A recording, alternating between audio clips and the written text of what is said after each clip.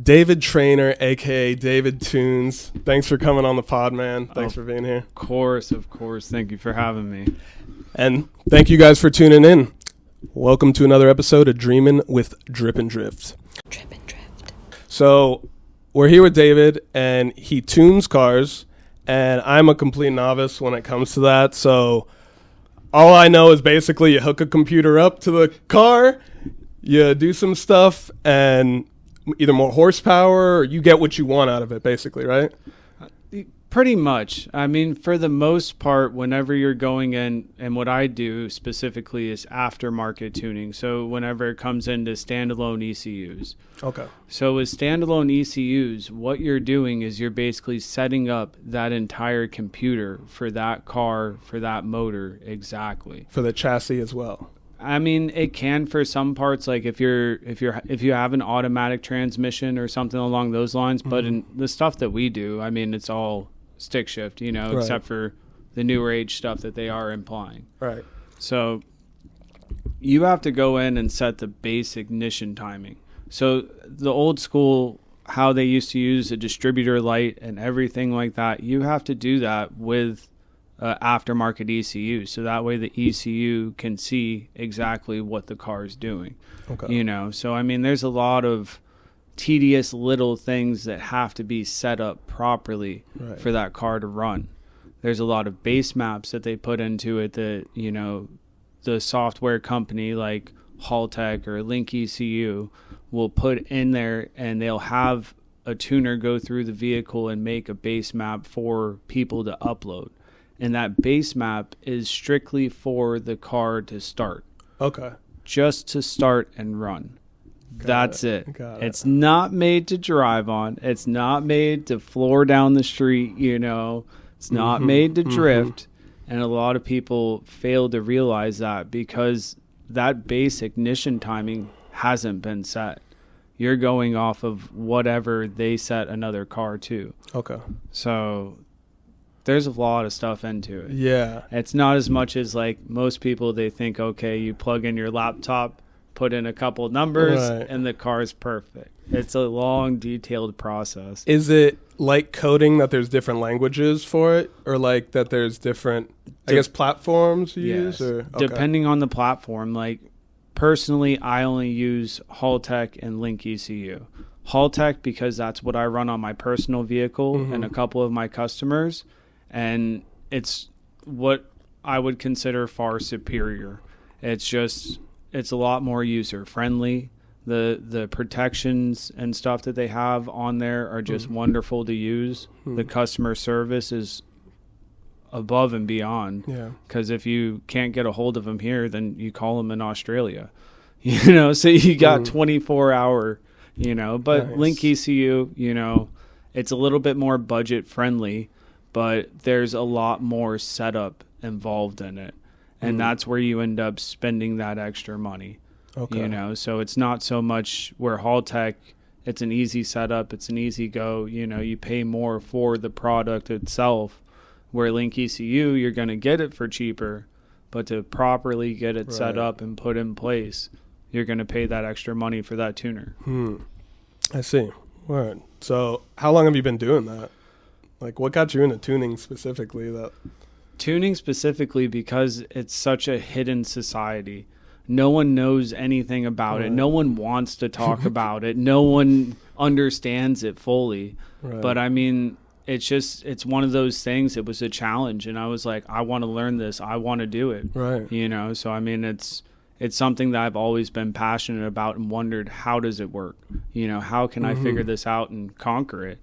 And, Fellow has helped me out beyond belief with that because, not only tuning my own car when I learned how to do it and everything, I mean, we're talking the last 5 years, Fellow let me learn on Link ECU with his vehicles. Okay. So that's how you got that one down. Yeah. Was working with him. Was working with Fellow. And you did Halltech with yours. Halltech with mine. Got it. So, And each platform is completely different. And I'm not trying to bash any type of platform. It's mostly what your tuner is comfortable with. Right. You know, your tuner is the one that's going to have to deal with it. He's the one that should know how to set everything up properly. That's the biggest thing. Yeah. You know, so go with what you're comfortable with and your tuner's comfortable with. If your tuner tells you to get a different ECU, listen to your tuner because they probably know something you don't know. Got it. So. Got it, man. That does help me wrap my head a little bit more around tuning and what numbers you punch in that computer when you're riding in a car. A lot of numbers. It's not just zeros and ones. Yeah. It's a lot. Nice. Well, so you got into tuning to do your own car, kind of. Mm-hmm. So you were into cars already. What got you into cars, drifting? How David get into all that?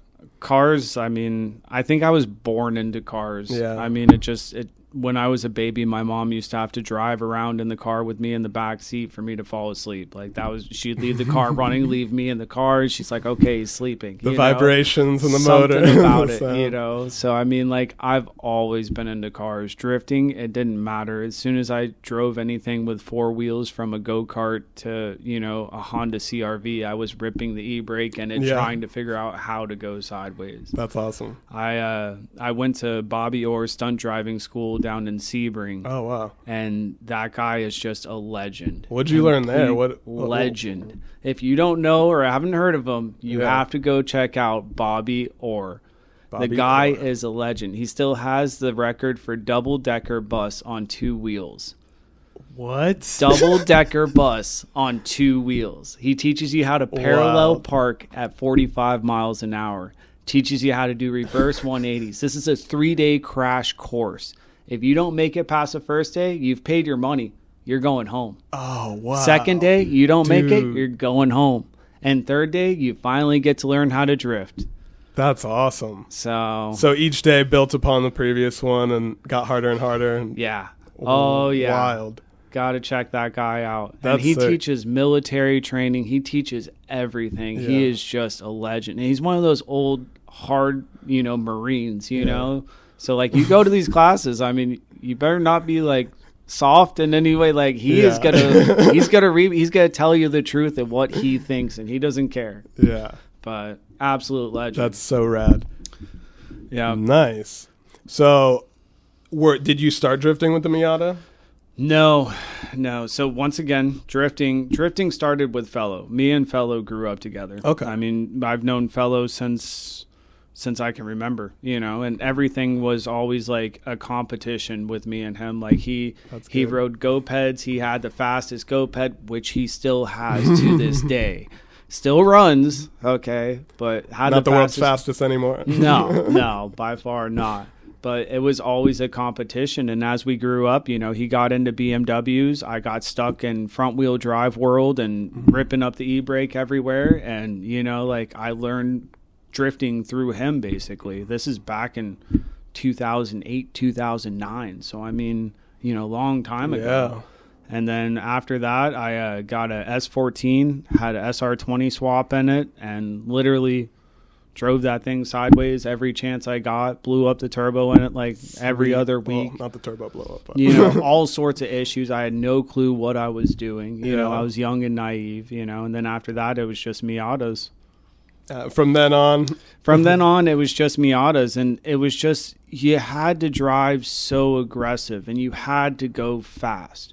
And that's the only way you can drift that chassis with stock power. Right. And I just love the challenge. The clutch didn't like it. The transmission didn't like it. I'm but sure. I mean, even now the transmission doesn't like it. So it is what it is. Yeah. And now it's not a stock NB Miata. What do you got in there now? It's still the same stock engine. Okay. But about every bolt-on you can do to it. So, I mean, I have ISR turbo kit on it, the Halltech ECU. I have 1,000cc injectors, running E85 with a 450 fuel pump, which is completely overkill for what I'm doing, Yeah. But so you don't need to throttle to the max to drift now? I don't need to, but I still do, and that's my awesome. biggest issue. You know what I mean? I love to, get out there and just drive the hell out of it every time. And that's my biggest problem. So now I've gone through my third transmission while it's been boosted, so I think that I'm going to upgrade the transmission and go to a 6-speed finally. And okay, what are you going to get that from? Or like, it's same Miata transmission, but they had a 6-speed option that'll hold a little bit more power. But besides that, you have to do ZF swap and, I'm not made of money, so I don't think any of us are. Exactly. Yeah. But okay, so that's where it's going to be going to. Yeah, I mean, realistically, it's a great seat time car. I have a full angle kit on it, everything like that. So I mean, it's just a fun car that's making, probably close to 300 wheel horsepower. But I can go out there, I can rip, I can drive with all my friends. Usually doesn't break every time. I can drive it to and from the track, and for the most part, I daily it besides my motorcycle. Oh. So I didn't know you daily that thing. I'm sure it could be. It's street legal, but I didn't know you usually daily that. Yeah. I've always said that daily is always up to the person that decides what the daily is. Like for sure. If you can handle it, it's got a welded diff, and of course you always have to make it to an E85 station. So I mean, there are its challenges, but man, that's fun. Is there an app for that, or is there for E85 stations? No, what I've always thought is like, okay, you can go around, you can test all the ethanol in Orlando, or you can just go to the same station every single time. And I found that the Turnpike has a service station right by my house. I can get on, get off, don't have to deal with any tolls, no problems. Convenient. And because it's right there and the city uses it, the Florida State Troopers, all those people use that. So it has to be held to a higher standard than the rest of them, That's just my theory. Right. So I don't test it. I don't care. I just drive. Sound theory. Right? Yeah. Right? It's pretty good. Bet. So that's going to be 6-speed. And do you have to do do you have to change the drive shaft? And no, same drive shaft, everything. Okay. So yeah, it shouldn't be bad. Hopefully I can get that from Ely. Yeah. A good friend that has all the Miata parts you'll ever good buddy need. of ours that I've known forever. Yeah. And now I'm sure you've known him now for a long time being in the Miata world. Every used part that I've ever bought for my car has come from that man. He has always supplied it, the hard top, everything. He is by far, you need Miata parts. Every single part. That is Ely. All my rims have come from him. Everything. I even have a budget turbo kit that I never put on a car that I bought from him. Yeah. Yep. Ely, the man. The man. Dude, you, him, a few others I've never really been a big fan of the Miata, but I've really been liking them more and more and seeing what y'all have done with it and knowing I have a buddy like him and now you that can help me where I need help with type of thing. Yep. It's a good thing. They sound a lot better than VQs, in my personal opinion. Yeah. The VQs, they just kind of scream real loud. And do they? Yeah, but that's just my personal opinion. Yeah. Yeah, so. I'm sure it is. A lot of people's personal opinion, dude. That's funny, though, dude. Well, is there any little dreams, any big dreams that you have for yourself in the future, in the car world or in tuning world, or what's for the future? My dreams in the drifting community and what I'm here for is I want to see this grow. I want to see people still going out there and OSW still being packed and hopefully tracks opening up for us. We lost PBIR, so hopefully things are turning around, things are going to go differently. And that's the biggest thing. Every time I go out there, I always try to make contact with as many people and talk to them as much as possible about this sport that we do. Yeah. Because it's so passionate to me. There's two things in this world that I love: my wife and cars. And she has, thank God, she has stuck with me through this. You know. Because sometimes cars is all I think about. I will be at the track. I will be out there every single weekend, every moment. And especially with customer support and stuff like that, I love being out there. If I'm not driving, I got my laptop and I want to help people. I want to see them perform. I want to make their dreams a reality. Yeah. You know, and that's always been like my biggest thing.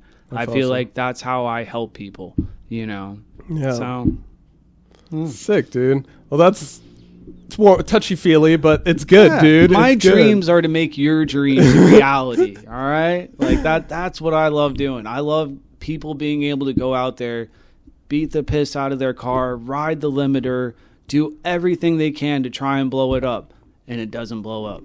You know, me and Fellow went out to Drift Week with his street car, drove the piss out of it, drove every single track, drove in the snow, drove everywhere, you know? So, I mean, like, that's what it's about. Yeah. So, having that reliable car that you can go and do that with. Yeah.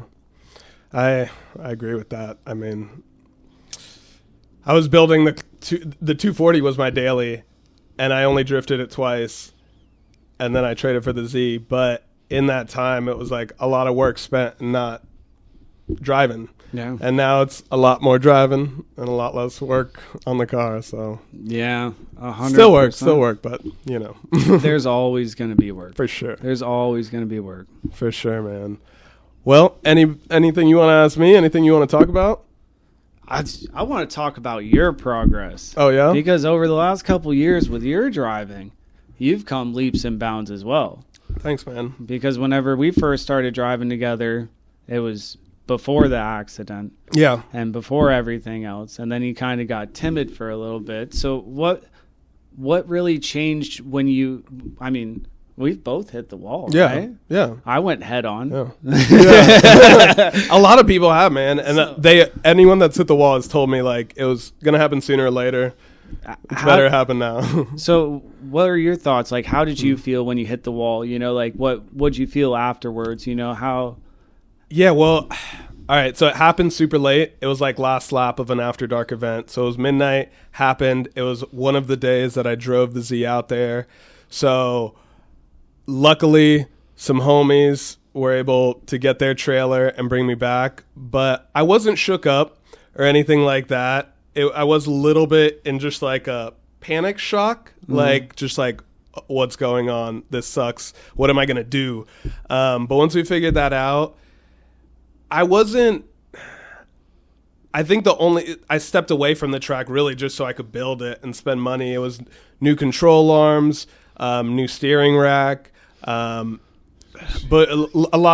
not a lot, but a good amount of front end stuff that took time and money to get and install and everything like that. But once it was back together, we went back out there, you know, and Yeah. I don't know. It's been a good time. I mean, I wouldn't have liked to hit the wall, but like at the same time, it helped me learn a lot more about my car once I was having to rebuild it and put things back.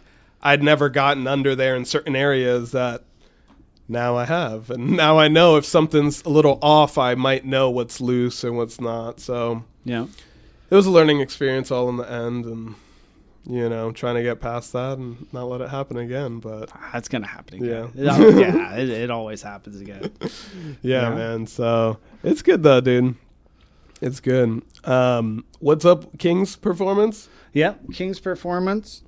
Any of your parts needs or anything like that. Yeah. Willie's a great guy. He's a great friend of mine.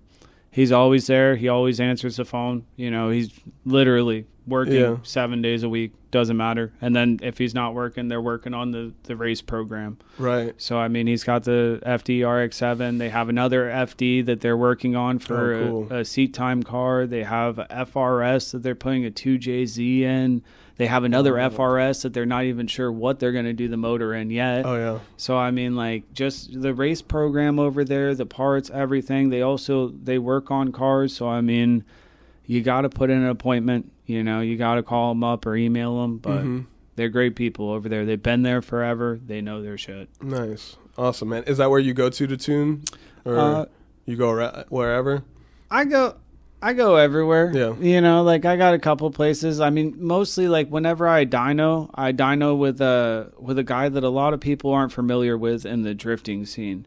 And he's a BFAB Performance. Okay. And he's a great friend of mine, you know, known the guy forever. And fabrication work, I mean, just unbelievable the stuff that this guy can do, you know. And he's got a dyno in his shop, and, you know, I just go over there. I love it because I can go after hours.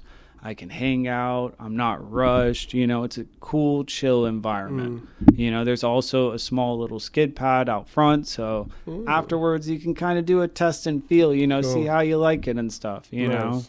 So that's sick, man. Yeah. Well, dude, great having you over. Come by anytime you want. Definitely. We could do this again, man. And if you guys enjoyed, like, comment, subscribe. We'll catch you guys next time. Peace.